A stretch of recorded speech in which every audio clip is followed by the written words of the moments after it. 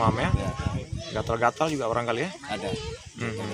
Kalau kebutuhan manusia yang pertama kalau untuk makanan pokok ya pasti beras lah. Beras, minyak, telur, dan lain-lain. Air bersih. Saat ini alhamdulillah masih cukup. Kalau untuk kedepannya kita nggak tahu lah. Kalau Berapa hari itu? ya Berapa hari ke depan kira-kira stok? untuk 1 bulan alhamdulillah cukup lah untuk stok untuk dari per kakak warga di sini ya. Kalau untuk WC belum ada. Belum ada ya. Yang untuk di sini belum ada. Belum ada ya. Walaupun orang udah pulang ke rumah misalnya nanti dibikin satu gubuk yang masih punya lapak rumah. Jadi paling WC-nya belum ada juga, udah habis lah. Yang pertama rumah lah ya, rumah itu yang sangat penting rumah.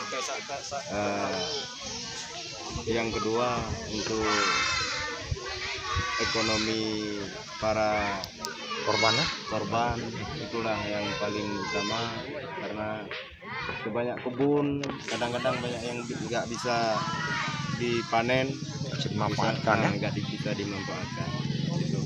Itu yang paling penting, Ekonomi dan rumah ya. rumah. Ada korban jiwa di desa kita. Ada cuma 2 orang, anak sama ibunya.